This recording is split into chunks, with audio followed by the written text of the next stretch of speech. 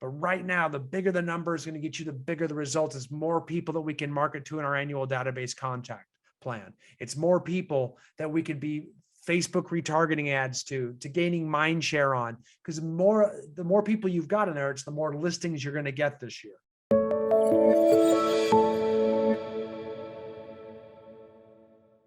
In this training, I want to talk about what is your sphere of influence? How do we grow it? How do we build it? Who goes in it? How do we manage it? And then in our next training, I want to talk about how do we create a plan to contact it? We call that an annual database contact plan. So how do we set that up? How do we automate it? How do we determine how many different types of contacts we're going to make? What does that look like? And then I want to talk about all the different ways to make contacts going forward. So then we're going to talk about, there's a bunch of different ways you can contact and grow your sphere of influence. It's more like advanced SOI. So it's going to be, and that's what I want to talk about for a while here, because this is the bulk of your sphere of influence is the bulk of your business, right? And just at its core, you say, who belongs in your sphere of influence? Guys, there is a very low threshold for this. It does not have to just be your best friends, although they should be in it. It doesn't have to be your family members, although they should be in it. It does not have to be your coworkers, although they should be in it, or your neighbors, but they should be in it too. We're going to expand the rule to anyone that you know by name that would also recognize you by name, okay? That's the test. That's the threshold, okay? So if you said, okay, there's that guy that checks me out at the grocery store every day, and I've been going to that same grocery store for 5 years. And if I said, hey, Johnny, grocery store checker guy, do you know who Brian Icenhower is? And Johnny would say, yeah, I know who Brian Icenhower is. He's that guy who comes in here every couple of weeks. That's good enough for me. All we need is his contact information. And this guy would, if he received any marketing material from me or a Facebook friendship request from me, I wouldn't be spam. He'd probably accept the request. He would know who I am if I marketed to him, which means I rise to above the level of spam. But if they wouldn't recognize me at all, or would have no idea who I am, then you do not belong in my SOI, okay? So let me be clear about this, because this is a huge mistake most people do, is they'll go to an open house and they'll have 20 people through it and they'll just throw them all in their SOI database. Well, I met them all. None of those people remember who you are. You have no relationship with them. You haven't established it. So those do not belong in your sphere of influence, and I'll tell you why. Other people that don't belong in there, just residents of it, like I want to farm a neighborhood, and so I get all their contact information and throw them into my SOI database, assuming they already know who I am. Any marketing materials I send to them is going to be treated as spam.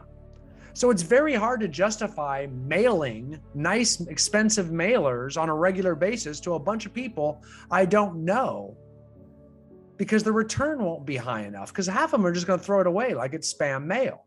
So random mailing to people we don't know is not going to get the same high return as targeted mailing to people we already are in relationship with. There's a whole different strategy around it. Does that make sense? Like, for example, if I send a just listed mailer or a just sold mailer because I'm a new agent to someone who's a local doctor that I know, that makes sense, because the doctor knows me and trusts me and likes me, probably. But would he really trust me to list his $2 million house for sale? Probably not. He probably knows I'm new or didn't even know I was in real estate at all. But if I start to slowly evidence my success by showing him that I am listing and selling property, he might start to say, wow, that guy's succeeding. And also see that I hustle, that I'm actually doing activity. And he'll start to get comfortable with me as a real estate agent that might represent him. That makes sense. But if it was just some doctor in a neighborhood I didn't know, it's a lot harder, because he's probably never going to look at the freaking mailer because he has no idea who I am. If he knows who I am, he's going to say, oh, that's Brian. That's my client. Oh, okay. Yeah, look, he's, so he's going to pick it up and give it some attention. But if he doesn't know me, the likelihood, the way that I'm going to penetrate his mind share is much slimmer. So if we're going to spend money on marketing materials to our SOI, which most of the time we don't have to market to our SOI, most of the bulk of it is done through a small portion of your annual contact plan, which is mailers. That's probably the most expensive thing a new agent should be spending money on is an occasional mailer. And depending on your contact plan, which we'll talk about, you could be doing a mailer every quarter, a mailer every month. It depends on your price range. It depends on a lot of different considerations, which we will talk about. I was planning on talking about your contact plan next. But it's really important that we maintain a scrubbed SOI that doesn't include a bunch of people we don't know. Because if you all of a sudden get 1,000 people in there because you just put a bunch of people in there from maybe you buy online leads and you don't know any of them and you don't follow up with them and you don't establish a relationship with them and you just dump them all into your SOI, it's going to be really hard to send them all a mailer to wish them a Merry Christmas or take the time to do handwritten notes for each one of them at Christmas time, or send them all an invitation to your client event that you're having. It just gets expensive. So you're not going to do it at all. It becomes cost prohibitive. And you're not going to know who the people you should be sending these mailers to or who not. It does what we call water down your SOI. We cannot have a watered down sphere of influence, because if you water it down, it is brutal to correct that problem. Has anybody ever had that? Has anybody ever had a watered down SOI? I don't know. I can't tell if you guys, yeah, Rick has. Yeah, a few guys. I see that. Like, it's real common. And it can actually stunt you. It can actually ruin a career, because then, you know how tedious it is to go back through like 1,500 names and get through by, trying to remember which were the ones I remember and which ones I don't. Trying to weed them out is extremely difficult, extremely difficult. So let's make sure we don't let it get watered down. When we scrub down that database and we water down that database, there is a way to get out of it. Okay. So I'm going to tell you what that way is and try to explain that to you. But you're basically just going to have to go through it, sort them alphabetically in your CRM or on your Excel spreadsheet and scan through them. And you're looking for anyone that you can't remember by name. And you're going to put a little check mark next to it. And just, those are all the ones that need to be removed. And we're going to, maybe you go through 50 a day or 100 a day and put little check marks next to everybody in your SOI that doesn't belong there, which means I can't remember this person. And then you're just going to go back and delete them all once you're all done. And we've got a watered down SOI that's been taken care of. If you do get to someone you're unsure of, like, I kind of remember them, I don't know where they're from, that's a great excuse to reach out and contact them. And just say, hey, this is Brian Icenhower. How have you been? Great.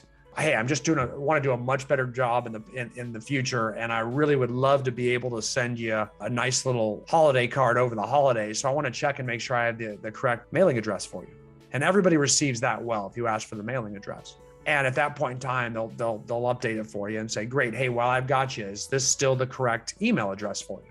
Excellent. Thanks. How you been? And you can kind of reinvigorate that SOI member. You don't even really need to ask how you know them. At that point in time, it's been reinvigorated. So if you get to someone who you're not sure of, that you think you do know, and you don't remember where or what, you can always make that extra phone call. If that stops you though, because you're too afraid to do that, or you're not used to doing that, or you just haven't disciplined yourself, just delete them and move on. The key is we got to get a workable database as quickly as possible.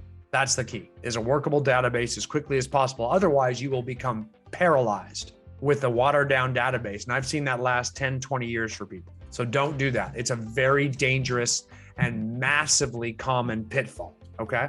So this whole concept, which is why it's so crucial to stay in front of people, is we use a database contact plan throughout a year to gain mind share over time, okay? And the whole concept of mind share is a concept where when they think of real estate, they think of you. And this is what's really crazy. Most people know 20 to 30 agents, but if you ask them on the spot, hey, give me all the real estate agents that you know, they'll usually only be able to tell you 2 or 3 off the top of their head. And I've tested this one my entire career. More than 30 years I've ran this test. And then slowly, like, the spouse might say, well, we know Debbie too, remember Debbie Taylor. And we know, oh yeah. Those are people that have no chance. You gotta be one of those first, because the human mind only allows for the retention of so much information, especially upon, on the spot recall.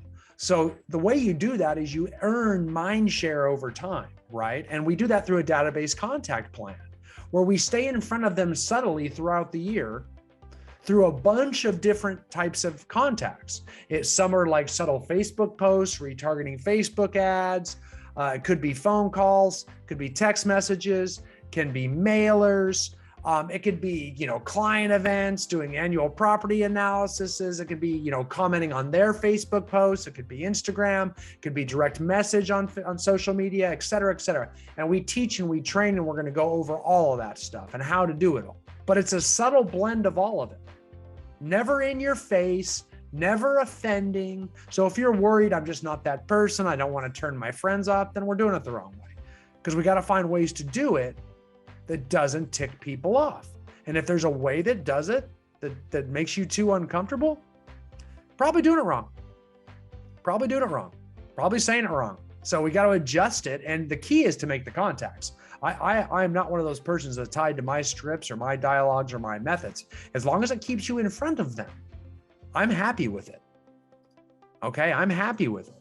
I mean, there are certain things you can say and do that make me happier, but if you're just doing something at all to stay in front of your people, you're in the top 1% of licensed real estate agents. Well more than 99% of real estate agents never stay in touch with their own book of business.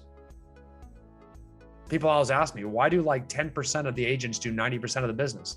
Because 90% of the business, the agents don't do anything to get business. I mean, I guarantee you there's a ton of people listening to this that have heard they need to get their sphere of influence together and contact them that have not done it yet. I would say it's the vast majority of you. Well, time for new resolutions, right? Here's why I know Mindshare works. Mindshare works because look what all the successful companies do. I mean, how many times do you watch sporting events and mindlessly watch the same beer commercials over and over? Or Coca-Cola's everywhere. I mean, Coca-Cola's not even telling you why to buy Coca-Cola. It's just a big sign that says freaking Coca-Cola. Like, it doesn't say why Coca-Cola. I mean, I think it might say enjoy Coca-Cola. Like it's an embedded command, enjoy it, enjoy it, enjoy it. But it's just up there. There's no sales pitch. It just sits there like a big red sign, Coca-Cola. Why? It's going for mind share. You've heard of subliminal marketing? That's exactly what it is. It's just sitting there staring at you. The more you see it, the more you think of Coca-Cola. The more when you're thirsty, the more you grab a Coke. It just grabs that marketing. When you go to reach for a soda or order a soda, if your mind, your reticular activator has been exposed to Coca-Cola more, you're going to say the words Coca-Cola upon recall. That is science. That has been proven time and time again. So the agents that put themselves out there and gain the mind share of those in their book of business without getting restraining orders or offending people, preferably by coming from contribution and adding value, which we're going to show you how, will get the best response from their book of business. They'll be the one or two agents that members of their SOI recall when they need to. And that's why. Now, with that being said, that also makes me concerned that I'm assuming something. Like I told you, when 10% of the agents do 90% of the business, understand that's true in just about any MLS across the country. And if you've never looked at like your MLS rankings, a lot of times brokers have access to that. You can look at any, it used to be 80-20 at some point. I think when I started looking at it, it was 85-15. Now it's 90-10. You can look and you can just see that like if you have 1,000 people in your multiple listing service, because it's a round number, you will see that 65-70% of them have not done a transaction in the last year. It's crazy. And then you'll see that only like some crazy small number, like 100 of them have done more than 10 deals, 10 transactions in the last year. The vast majority are starving. And that's the reason, quite frankly, I've been in real estate. I mean, I've owned real estate brokerages. I've sold real estate. I've done almost everything in the real estate industry. But why do I run a coaching company now? Why? Because of that problem. Because, like everybody else, I want to make money, but I prefer to do something that's meaningful to me that I enjoy along the way. And I have found that the biggest problem in real estate has been the vast majority of agents do not succeed. And that's because I've learned over the years of operating tons of very large real estate brokerages. All the agents that fail for the exact same reason. They don't fail because they're having a hard time with customer service. In fact, they don't even fail because they don't know what to do. Most of them know what to do. They just don't do it. So they get the knowledge. Almost everybody quits knowing they should have got their sphere of influence together. They just have different excuses why they couldn't, which none of them are good excuses, by the way. I'm not asking you to dig a ditch or, build a space bridge or, I'm just saying, spend some time to put some names in an Excel spreadsheet. So they go get a terrible high paying job where they have to do something much more difficult than that. But they found that their own self-motivation is the problem, which is where coaching comes in. They know what they need to do. They just can't make themselves do it. They can't get out of their own way, right? And here's what they do. They rely on natural motivation. They think their own natural motivation will get it done.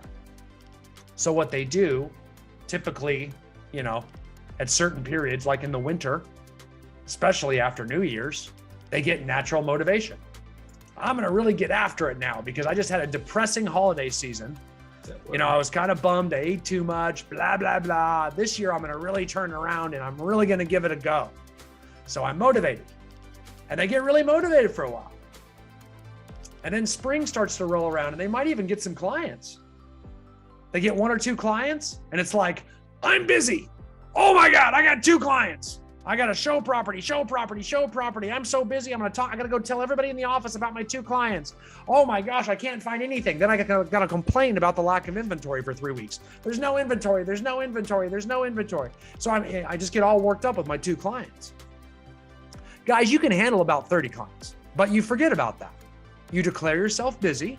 You shut down your marketing department 100%. You stop trying to get business. You stop contacting members of your SOI. You abandon your annual database contact plans because you're too busy and you don't have time. You're going to focus all your time on these 2 clients. You're going to write some offers you don't get because there was 40 offers on every property. You're going to complain about low inventory. You're going to be upset, blah, blah, blah. You're going to start doing weird things like writing letters to apartment complexes and things like that. You're going to completely abandon everything. This is what happens. I'm talking 90% of you. So I'm just trying to hedge you off at the pass here because that natural motivation is going to go away. It's going to completely disappear. So do not rely on natural motivation. Stop saying, well, I just want to do it because I want to do it. I want to find something I want to do. Stop it. This is not the industry for you unless you change that. You need to manufacture your own motivation. That's the key, or you will shut that marketing department down. If you just want to do something that feels right, wrong industry.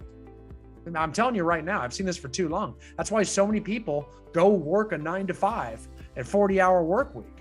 Because it's so much easier to have someone tell you what to do for fear of getting fired. When you get your own freedom, crazy town kicks in up in your mind and you're the mayor of it. And it gets bad. Bad decisions get made all the time. Okay? So we must keep our marketing department open at all times. Okay?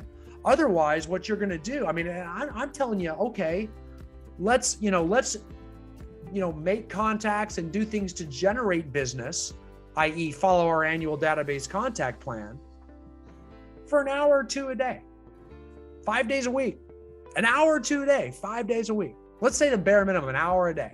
No, let's do 2 hours a day. Doesn't seem that hard, right? It's 10 hours a week of trying to get new business, some activity, and showing property to an existing buyer is not trying to get new business. That is existing. That is a lead that you are converting.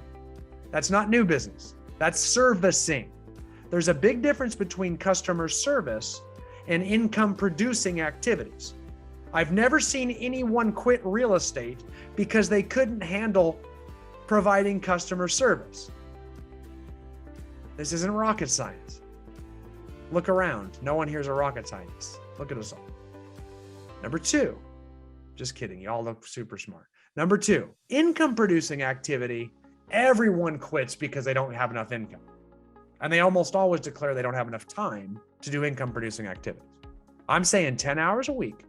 Let's say you work a average of 40 hours a week. The 40-hour work week is pretty well accepted in the world. That would be 25% of your time is spent on income producing activity, and 75% of your time would be spent on customer service. I don't know any company that's successful in this world that would devote 75% of its time and resources to customer service. That would be a company most people would not want to buy stock in. They would want it front heavy on income producing activity. I'm just saying, give me 25%.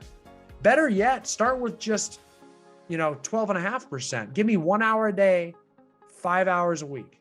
That's an eighth of your time on the one thing that you want. Because if you look at your goal, I'm sure it's to sell more real estate this year than last year, which means you need to do activities that will help you generate more income this year than last year. But then when we start talking about time commitment, it's like, oh, I have very little time for it though. I need to spend all my time providing customer service to my 2 freaking clients. So don't believe up here. No matter how busy you get, continue with your 1 to 2 hours a day. Keep your marketing department open. We can't shut it down for 3 months at a time, or you're going to have a gap in production where you have no income for the following 3 to 5 months. We don't shut that down. We can shut other things down, but we don't shut down our marketing department ever, ever, ever, ever, ever. Okay? And for all of you out there watching, you're going to hear all these different ways, in real estate to generate business. Tons of them. Because there's a lot of ways to generate business out there.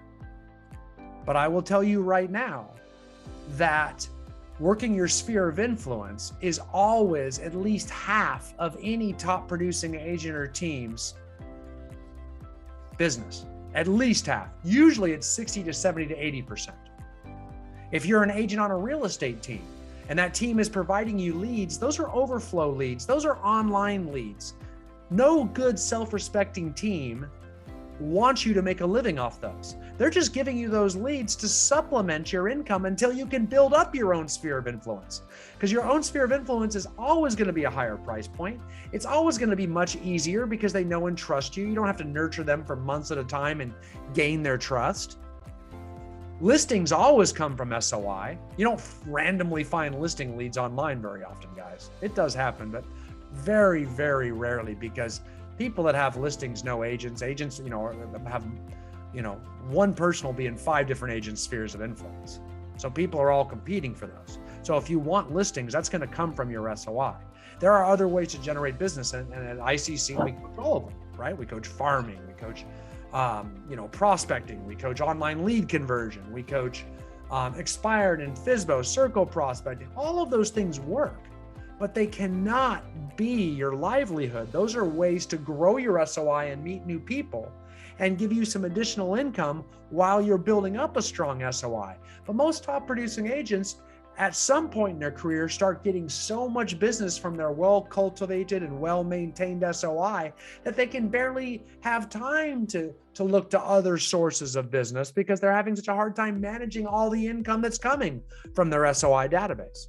That's where you need to be, because at some point you will get tired hunting and chasing for new business from people you don't know. At some point, you'll really appreciate the come list me phone call. When someone just calls me and trusts you and says, can you come list my property or tell me what my property's worth? That, you don't have to do any work for that. So you got to start, but to do that, you have got to put the time in up front. And you've got to work on it. When you first become a new agent, especially, and even every winter, you always want more business. So what do? You say, well, I don't want to waste time with my SOI. Those are a bunch of people that I know don't want to sell or buy right now. I just want to get the people that want to sell or buy right now. Well, that is the wrong attitude. That's like the kid who gets out of high school and says, I don't want to go to college. I want to put some money in my pocket right now. So I'm going to go work at the movie theater. The kid who goes to college and builds for the future comes back and he's a freaking neurosurgeon or something and makes a bunch of money later. That's what I want you to do. I want you to have that mindset. Build that business for later too. And that's what you will generate a lot of business right now from your SOI if you put it together right now, because you're going to be making contacts. A lot of them are going to want to buy and sell, but many of them won't, but they will provide your business later on. That's your savings account. Okay. So really important you put that time in. Don't just jump for the low hanging fruit right now. Don't just jump over to get that business that you think wants to buy or sell right now. And don't get addicted to that. Don't get addicted to somebody else's leads. Even if you're on a team, don't just, because no one gets their real estate license thinking, man, I want to be a telemarketer and just prospect for business over the phone for people I don't know for the rest of my career. No one has those goals. I never met that person. They all assume that at some point people are going to call them. So if you're on a real estate team, man, do the work up front so that you aren't so dependent on the team's leads. If you run a real estate team, encourage your agents on your team to build their own spheres of influence within the structure of the team and the tools of the team and the support of the team. If you're a solo agent, which I'm sure most of you are, man, you got to build your own book of business here. Don't just jump for low-hanging fruit. Build a career. And trust me, you'll get a lot of low-hanging fruit from building that career. It's crucial. And there's tons of ways to do it. So there's always ways to do it. But first, we got to set it up and grow it. And here's what we need. We need a database, okay? So what we're going to need initially is everyone's name, physical address, email address, phone number, and we're going to need to connect with them on social media. Typically, that's going to be Facebook and Instagram. I'm not going to get into, yes, it's good to be on Pinterest and LinkedIn and, all the other different social media channels out there. Don't get me wrong, but I got to draw the line somewhere for simplicity. So Facebook and Instagram by far are the most important for real estate agents. So I need those things. So we can spend an entire year just gathering that information, finding them on Facebook, finding them on Instagram, reaching out to them if we have our phone number and asking for their mailing address so you can send them something over the holidays. And then when they give you the mailing address, oh, by the way, do I have the right email address for you? Or maybe we're just Facebook friends with them. We don't have their phone number. So we use the contact info we got. So we might reach out to them with a direct message on Facebook and say, hey man, I screwed up. I missed you over the holidays. Can I get your mailing address so I can send you a Christmas card, let's say next year? And they're always going to give you your email address for their mailing address. I mean, everybody freaking loves holiday cards. I mean, people collect them. Like, I know my wife throws them up all over the house. I mean, it's almost like a badge of honor how popular you are. Even if we get one from our pest control guy, that thing's going up. It's one more. We're that much more important. And everyone's that way, I think. I don't know. Maybe we're just weird. So people will give you their mailing address.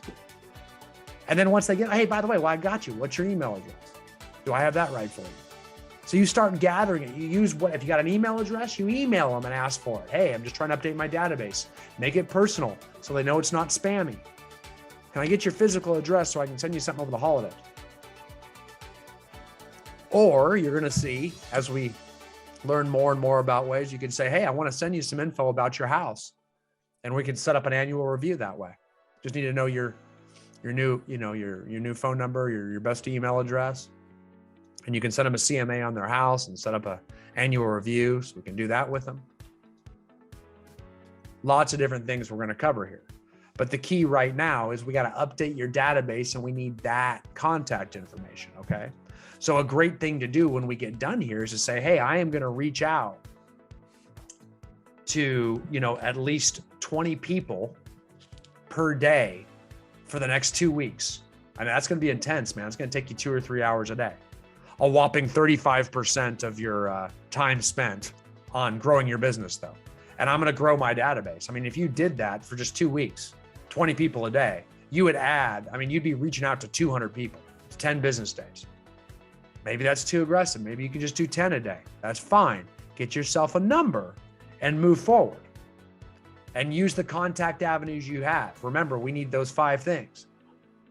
We typically have their name, I hope. So we really only need 4 things. We need their email address, their physical address, their phone number. We need to connect with them on social media. So use the channel that you are connected with them on. And typically I'll go through your phone and I'll go through your Facebook friends list. Those are the 2 places you usually have the most contacts that are not in your CRM, your customer relationship management system. And that's where we need to get them all. Because once they're all there, we can do so many cool things with them, even on Facebook, okay? and I'm foreshadowing retargeting Facebook ads and things like that. We can export that database into Facebook now and run ads at them and show videos to just our SOI and things like that. We're going to cover all that stuff, different ways to market to your SOI. Okay. So a couple things I want to show you really quick, and these are and give you that I think you will like. I'm going to give you some scripts here. This is your SOI script to update your database. It says, "Hi, this is Brian Icenhower with ABC Real Estate. How are you today? I'm calling because I'm updating my customer service database and notice that I'm missing some contact information, like your home address. Plus, I need to do a better job of staying in touch with people I know, and I'd love to send you something over the holidays and from time to time. Would that be okay with you?" Great. So let's see. It looks like I need your email address, or I need your physical, whatever thing we don't have, we ask for. It's a real simple script. If this is not comfortable to you, get a pen out and jot it down and make the changes you need to make it comfortable. I don't have a problem with you modifying my script so long as you're reaching out and using it. And at some point, you are actually asking for their contact information. Okay. Then the other thing I strongly recommend doing is when we stay in contact, or when we set goals, like I'm going to try to contact 5 or 10 people, track it and measure it. Okay. Track it and measure it. Use a sheet like this of some sort. So if you're going to call 20 people a day, like we talked about, or call and or text, use it to track it, to follow up your progress, to see what type of new information and contact information we got or need to get. Okay. Tally it up. Just like if you have a New Year's resolution and you want to lose weight, get on the scale every day, measure it, keep track. If you do that, what you measure will expand and grow in your favor. I guess with weight loss, you don't want to expand and grow. You want to shrink and not grow. But you get the idea. What you focus on is going to improve. So I really need you focused on this, because this is about as crucial a thing. It even has, if you want to use them, you can even ask for appointments. Like if you're asking to do annual property analysis or annual reviews, or you want to do a face-to-face or a drop-by, or if you're going to ask for referrals or things like that. Again, we have some optional boxes. Use a form like this so that you actually monitor and track and you become diligent with this. Because I'm telling you, if you think you're just going to do this on your own because I motivated you today, I'm here to tell you that is not going to cut it for long. That is not going to cut it for long. You will need more than that. And that's why all these tools are in place. Again, these are stand on the shoulders of giants that have gone before you. Almost all top agents use these types of tools. And what I'm going to share with you now is a different version of an SOI. This is just a little bit more generic. It's an SOI member contact form, and it's very fillable, just like the other one was. These are fillable PDFs, so you can type and just fill them out. And again, it gives you a little bit more. This just lets you know, phone number, email, mailing address, and you can just fill in your own. Okay, as you gather this information from them, you can kind of fill in here and freestyle it any way you want to. So you actually get the contact information written down. You can use both forms together that way as well too. So I'm going to start throwing some of these in so you guys actually can download these forms as well. Okay. While you're dropping those in there, I have a question, if you don't mind. Sure. This past week, I ran into another FSBO situation, and I was using some of your scripts to kind of ad-lib the situation. But basically, I had a client that liked a property that they saw on Redfin. And I was confused initially because I didn't see it on the MLS. So, I did some digging because I didn't know it was on Redfin at first. They just gave me an address. So I come to find out it's a FSBO, and it's being listed on Redfin through a third-party for sale by owner website only, and that's not putting it on my local MLS. So I had to do some digging, and I used the Cole lookup to reverse engineer getting a phone number for that contact to try and get in touch with the seller, so that I could see if they would either let me represent or at least set up a meeting for the buyer. Timing was an issue, so I couldn't going through Redfin was not getting a response quick enough for the buyer's time frame because they're from out of town. And I was trying to put them in touch with the seller before they had to go back to the Bay Area. Is there a better way about going and putting the FSBO in touch with an interested buyer? And two, is there a script for FSBO that kind of more so correlates with that type of situation? Well, first of all, if I have a buyer interested in a FSBO, the first thing I'm going to do is try to set a buyer consultation, and I'm going to try to set the FSBO. And the first thing I'm going to say is, hey, I'm trying to set a listing appointment here, trying to get a showing, but I'm having a hard time scheduling it. The seller is being non-responsive right now. I'm just having a hard time getting a hold of them. So that'd be the first thing I did. Then I would quickly try to move them into a buyer consultation appointment where we can actually sit down and look for all the properties they're looking for, just in case that one doesn't work out. Whether that be a Zoom meeting or an in-person meeting, I'm always moving to an appointment. Never, ever, ever, under any circumstance, there's a big cardinal sin of real estate. Do you just jump for buyers to show single properties? Ever.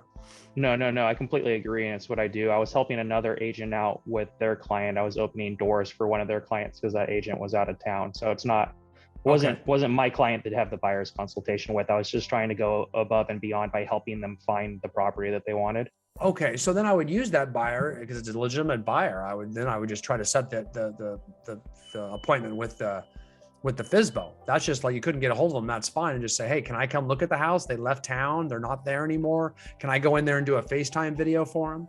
Any way to get in front, because you're trying to set the appointment again with the FSBO. So now you're just trying to get to the FSBO, get a face-to-face with the FSBO.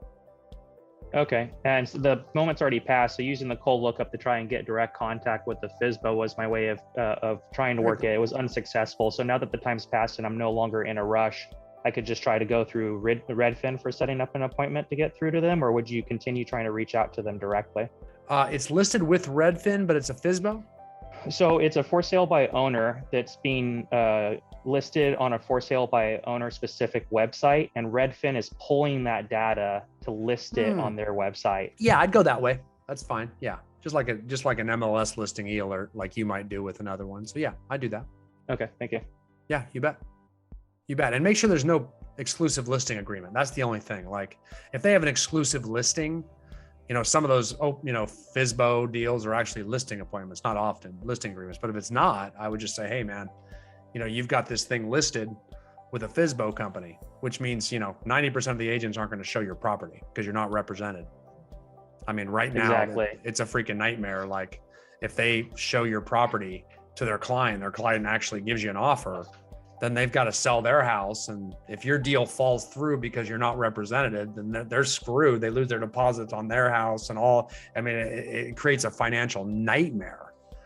And that would be my question for the seller, not for the third party website, right? I'm addressing the seller directly on whether or not they have a listing agreement. Right. Okay. Right. Yeah, I do whatever I can. I mean, you can use cold to try to get there. You can go door knock that house, anything you can do. Like I'll door knock it. I'll leave a packet of information there, whatever I can.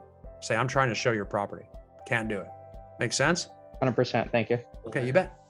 Okay, so moving back really fast, back to your SOI really quick. If we're going to grow your sphere of influence, okay, it is really, really crucial that we work with and try to update your database and grow it as big as possible. So like I've told you, going through your phone to jog your memory of all the people you know. Then we're going to go through Facebook. Those are the first two places. Instagram, any place you have a lot of social media contacts. If you're a big Twitter guy, I don't know. All the people that are local, that you know by name, that would know who you are. Don't just get random Facebook people that you don't know that wouldn't know who you are. Okay? So make sure that you do that test. They would know who you are. Okay? Then what we are going to do is start with your absolute strongest advocates. Okay? Because you may not have these people in your phone. Make sure all of your friends, all your spouses, your immediate family, your extended family, all of your relatives in the area, all of your coworkers, your spouse's coworkers, your past coworkers, your neighbors, your immediate neighbors that know who you are. These are people that have to see you regularly, and that, let's just say it honestly, there will be guilt if they use somebody else. So let's tap into that guilt. Go with guilt. Because if they know that you're in real estate and you give them no excuse of not knowing because you stay in front of them and you work your mind share, your strongest advocates are almost obligated to use you. So let's make sure we capitalize those. Make sure that those are all in your list as well too. Okay. So, because sometimes you aren't friends with them in Facebook and sometimes they're not in your phone. So let's make sure we exercise our brain If you've been married recently, go through your whole wedding list. If you have a neighborhood HOA directory, a church membership list, if you're a member of like any social club like Kiwanis or Lions or Rotary, get those lists. Those are all people that probably know you by name. I mean, to be safe, you can scan those. Go through your email contacts. What does your email say? Type in, the last names of every letter of the alphabet to see which emails come up. All of those things to trigger all the people you might not know. You'll never have to do this again because we're going to keep a living, breathing, growing, evolving sphere of influence database going forward. But for now, we have to do it this one time, okay? Then we move on to a little bit more expanded groups. They may not be our strongest advocates, but we can start looking at general categories of people, okay? Like all of our acquaintances, all of our friends and acquaintances. So we look at our friends and who are their friends. Like when we go to our friend's birthday party and that's right, David will always be there because John's friends with David. He may not be my friend, but he's an acquaintance, which means he would know me by name. We have a person in common. So there's some peer accountability, some social accountability, which means he's going to be okay with the fact that I'm probably not going to steal his initial money, his earnest money deposit, because we know so many people in common, it would make me look bad. Any clubs or organizations that we're a part of, people we know from the gym, sports, kids schools, kids teachers, tutors, extended neighbors, spouses, friends, people that work on your house, gardeners, pest control guys, garbage guys, UPS delivery men, people like that, okay? You need to rack your brain because we want to get as big as number. And, in our next training, I'm going to show you what that number does. And that's going to blow your mind. So that's going to be exciting next time. But then we need to really, really expand. And this is the magic document for expanding that I want to show you. And I'm going to share with you. This is the exercise I want you all to do. And what we do is we rack our brain to really expand it. So we use this list. You can see we look at all these different industries, right? And they're on here alphabetically. And you can see it starts with accountants. So you think of all the accountants all the people that own alarm and home security companies, all the appraisers all the appliance stores the architects, asbestos mitigation, all the attorneys. I mean, everybody needs at least 3 or 4 different attorneys. You got to have a real estate attorney in your SOI, a wills and trust attorney, a probate attorney. You need to have a divorce attorney. All these people tell people when to buy and sell real estate. You should always have an accountant too, because they tell people when to buy and sell real estate. If you don't know them, you better get to know them. They need to be in your SOI. Okay. Someone that handles wills and trusts and estates, auto body shops, auto car dealers, construction contractors, credit unions, all these people that might work at or own one of these businesses. You should have them all. And it wouldn't hurt to have 2 or 3 deep of each of them either, right? And the list goes on as the alphabet goes on, right?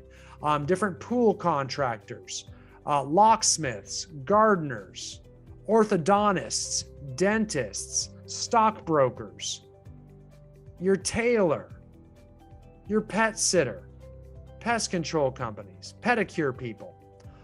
All of these people on these lists, I want you to go through this and try to write down 1 or 2 people from each of those. You may not have any of their contact information, but now we can reach out to them and we can say things like, hey, I want to have someone I refer business to. I got these people that move into town all the time. I need to have a list of go-to people, and I don't have a good accountant to refer my clients to. Are you okay with that? Great. Give me your phone number, your email address, all that stuff. Now we're building out our SOI and we're adding value to people. We're making contacts to people. So don't give me an excuse that I don't know anybody or I'm new to my area or anything like that. You can grow this database just by coming from contribution and offering to add value to people. Okay? So we're going to throw that also in so you guys can actually use that list as well in the chat room there. Okay? So I download that list. Use that list so that you can actually rack your brain to go through all those different industries. Okay? And that script that I just mentioned, I'm going to provide to you as well. And I'm going to show it to you first, and then I'm going to give it to you. You can see it on the screen here in front of you. I'm calling because I'm updating my customer service database. Notice that I'm missing some contact information from it. Plus, remember this one, plus I need to do a better job and stay in contact from time to time. Very, very, very easy. So you're going to ask for these things, and I'm going to add on here, while I've got you on the line, I wanted to ask you who you might know that might be looking to move in the near future. Maybe a friend, family member, or a coworker. Can you think of anyone right now? If you have courage asking that question, you don't have to. Again, I told you, you can ask whatever you want, but that's that extra piece where if you start doing that, you will start to get business right now. And more importantly, you'll get respect from people because it shows you have courage and confidence. The type of courage and confidence it takes to negotiate on someone's behalf in a real estate transaction, to market and aggressively market someone's home for sale. Trust me, they're not going to knock you for that. You're just asking if they know anybody else that's looking to buy or sell real estate. And we also have a social media SOI direct message script down here below. So even if you're not talking to them on the phone or via text, you could, you could do this via text or by direct message, the same exact wow. Reasons we're trying to get more contact information from these people that now we may not know as well as our strongest advocates. Okay, so it's very important. I'll drop that script in the chat as well too. But that's our key today is I want you to grow that SOI. I want you to get a big number so that you then can turn around and grow that SOI database over time. But right now, the bigger the number is going to get you, the bigger the result is more people that we can market to in our annual database contact plan. It's more people that we could be Facebook retargeting ads to gaining mind share on, because the more people you've got in there, it's the more listings you're going to get this year. It's the more mind share you're going to get from more people. It just increases your number. Next training, we're going to talk exactly about what those numbers are, what ratio you can expect, how many contacts we're going to do, what your different annual database contact plans can look like. We're going to set your system up next week. So please be here for that training. That's going to be our second training on SOI, what I'm going to call module 2.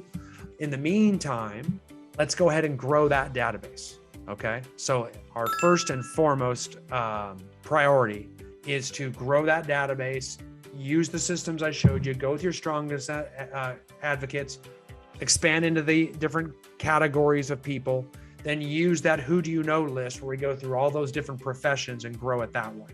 Okay. And then we're going to start reaching out to them and trying to fill in the different contact information from each of those. Okay.